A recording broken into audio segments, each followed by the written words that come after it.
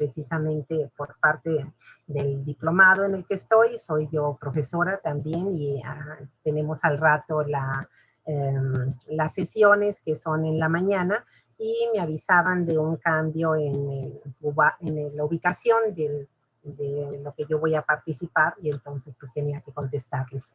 Pero les decía que me da mucho gusto, ¿verdad?, volvernos a encontrar en este trabajo de aula virtual, y que podamos tener algunas clases para completar ese último punto, esa última unidad más bien del programa, y es la que se refiere a la fisiología del sistema endocrino.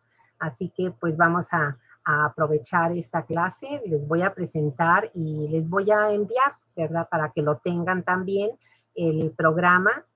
Saúl, ¿puedo compartir pantalla? Sí, doctora. Gracias.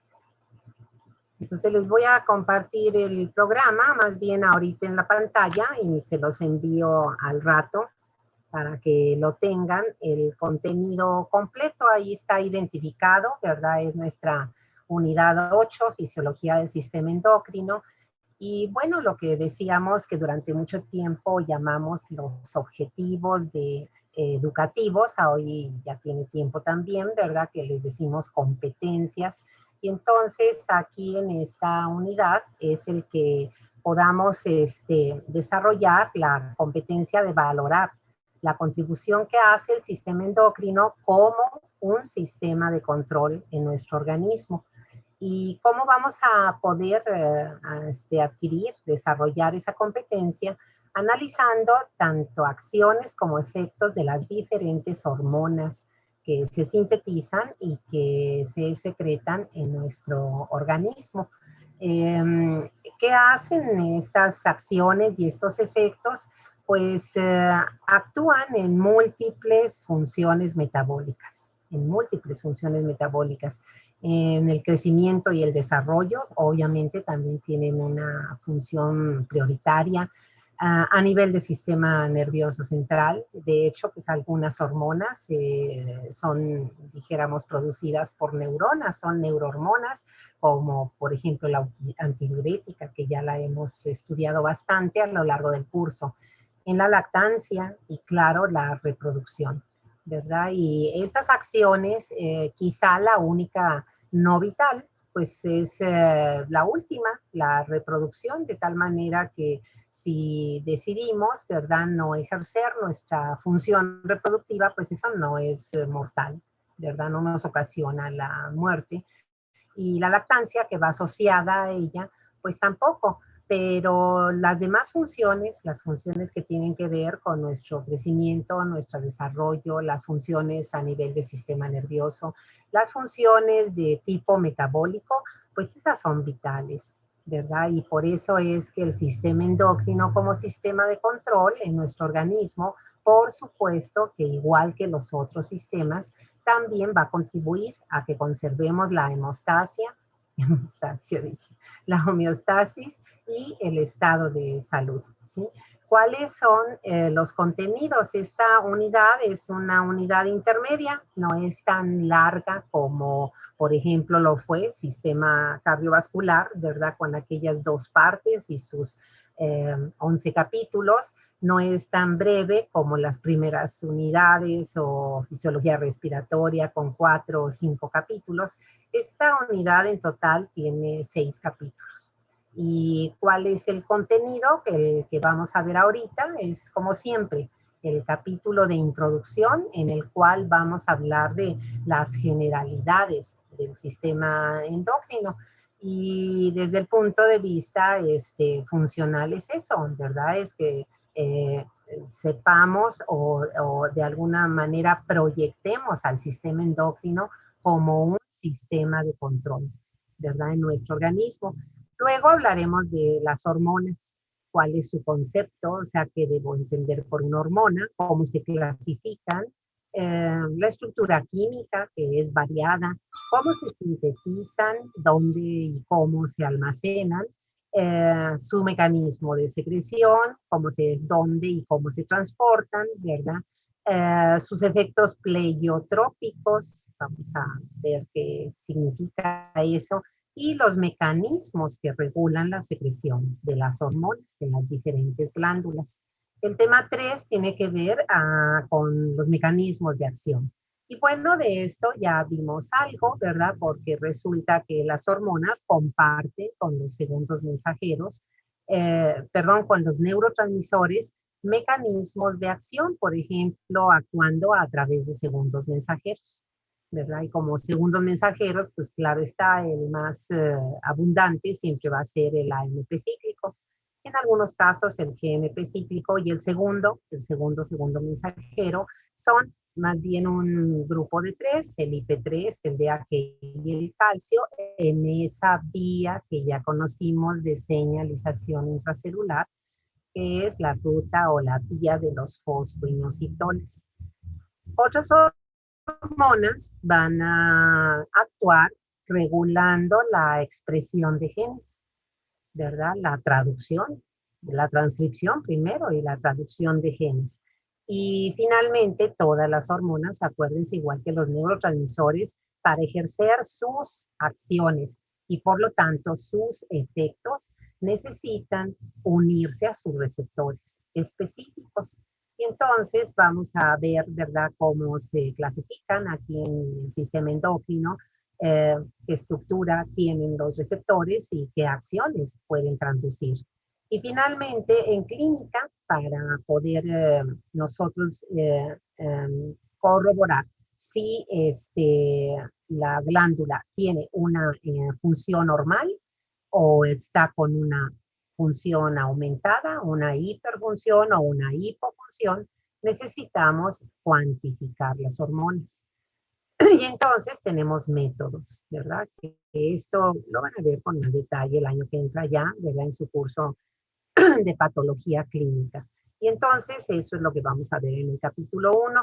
El 2 es lo que se denomina un eje funcional. Y ese eje funcional es hipotálamo-hipófisis.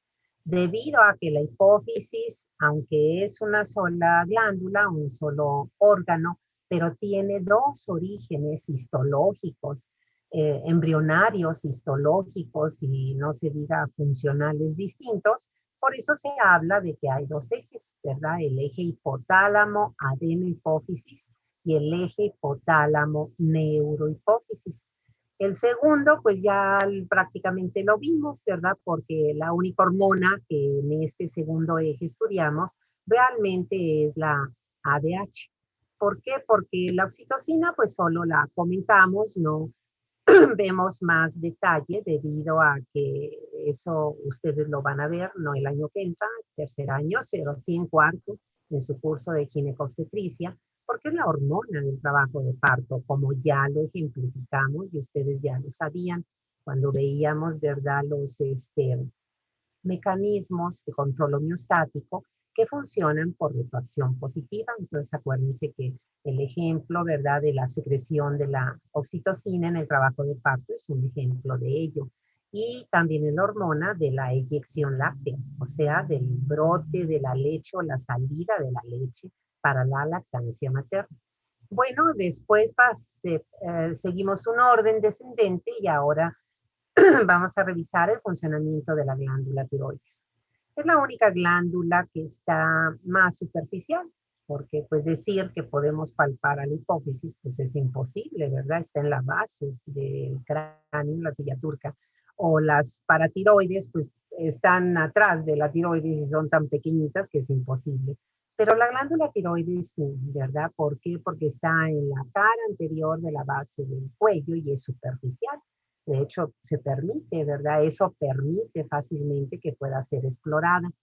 Y decíamos de ahí, pues pasamos a revisar a las glándulas vecinas, las paratiroides, enseguida a las glándulas suprarrenales, muy complejas, ¿verdad? Porque tienen la misma situación compartida con la hipófisis. Resulta que tienen dos orígenes embriológicos distintos, dos histologías distintas y por lo tanto la expresión hormonal es distinta, ¿verdad? Y por eso tenemos que estudiar por separado lo que es la corteza suprarrenal de lo que es la médula suprarrenal.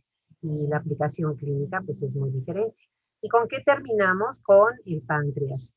Y bueno, aquí el apellido de endocrino significa que en, perdón, voy a tomar un poco de agua. Significa que el páncreas es una víscera que tiene doble función. Ya lo sabemos y ustedes también ya lo sabían. La función exócrina es la que tiene que ver con la función digestiva en nuestro organismo. Lo vimos en la última unidad antes de la evaluación final, ¿verdad? Y eso le toca a la parte del páncreas que llamamos acinos, ¿verdad? Y la secreción de el jugo pancreático. El páncreas endocrino, pues es la porción de células que le corresponde a lo que llamamos los islotes de Langerhans, como ustedes lo saben. Y bueno, pues ahí la hormona, ahora sí que estrella, pues es la insulina, pero recuerden que también tenemos el glucagón, ¿verdad? Su contraparte, y tenemos también somatostatina, y tenemos el polipéptido pancreático, es decir, hay otras hormonas. Y bueno, esto es lo que vamos a ver y esto es lo que les voy a enviar, ¿verdad? Con Saúl y con Lili para que lo tengan también disponible ahorita en unos minutos. Voy a cerrar este programa y les voy a compartir el siguiente. Vamos a ver. Saúl, me marca que faltan 9 minutos. ¿Podríamos salirnos y entrar para que no se nos corte esta media hora? Sí, doctora. Gracias. Entonces salimos y entramos inmediatamente.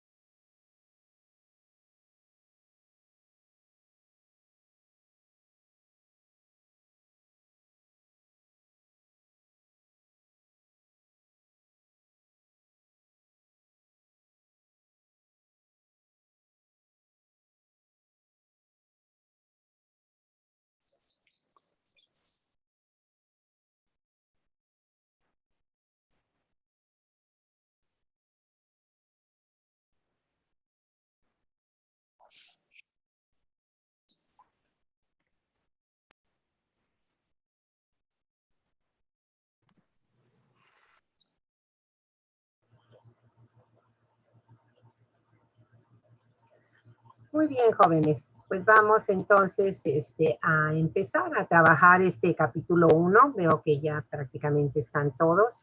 Les vuelvo a compartir la pantalla para trabajar con nuestro programa de Power. No se abrió.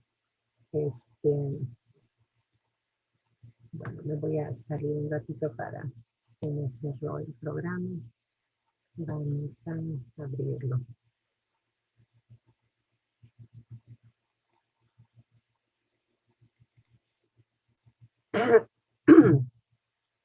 Muy bien. Okay. Vamos a ver aquí.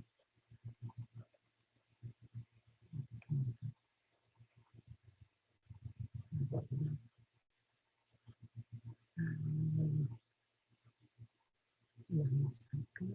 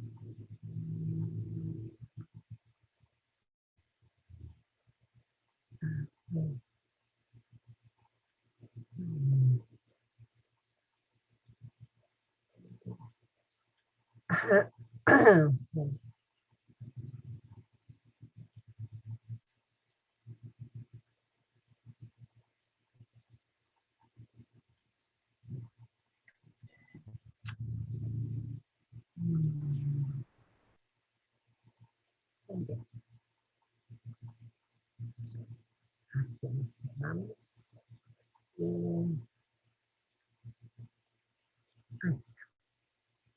Bien.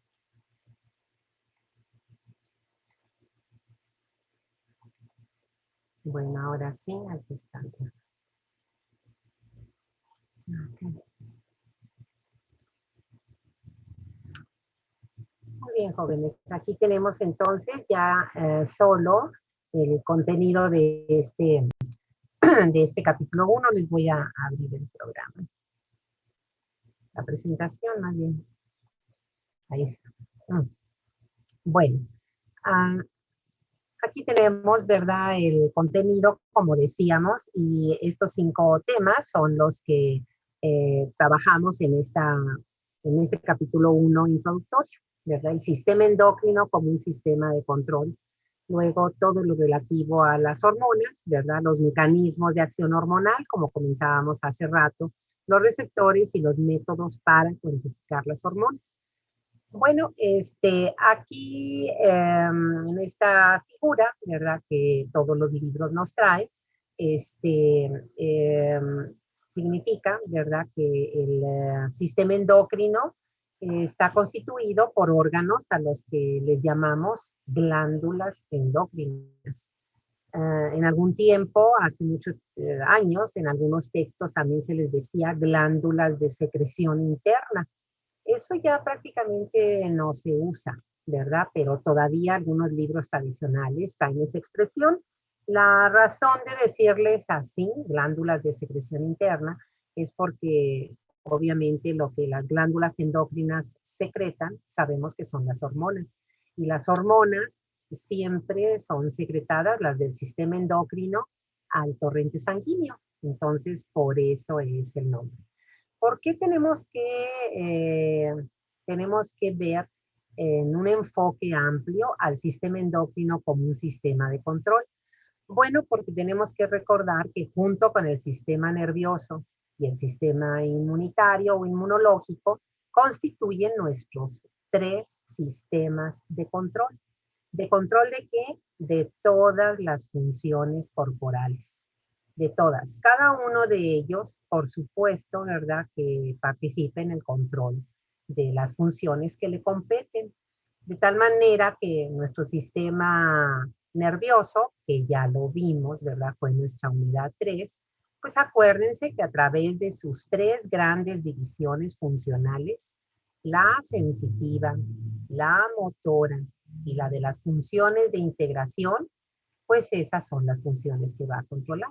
Es decir, todo lo que tiene que ver con sensibilidad somática, todo lo que tiene que ver con sentidos especiales. Y en las funciones de integración, ¿verdad? Pues todo lo que llamamos las funciones cognitivas, ¿verdad? Todo lo que llamamos las funciones cognitivas, entre las cuales pues estudiamos importantemente, ¿verdad?, en regiones del encéfalo, las que nos permiten comunicarnos a través, ¿verdad?, de nuestro lenguaje, de nuestra expresión, tanto oral como escrita, que nos permite que estemos escuchando y entendiendo, comprendiendo el significado de los términos.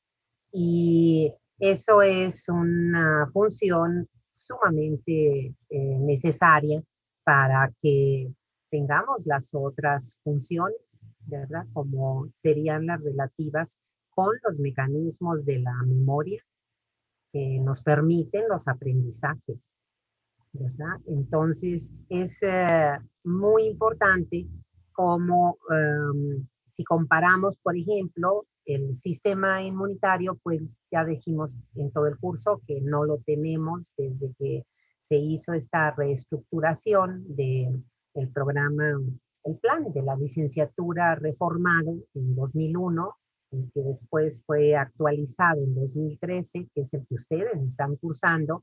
la unidad de fisiología de la sangre pasó al curso de hematología que ustedes van a llevar en quinto año. Y seguramente este año, o sea, tercer año, van a tener también su curso de inmunología. Entonces, en esos dos cursos ustedes van a estudiar, ¿verdad? Y a desarrollar las competencias de este sistema que, por supuesto, es fundamental para nuestra salud y para nuestra sobrevida. ¿Por qué? Porque pues, es nuestro sistema. Los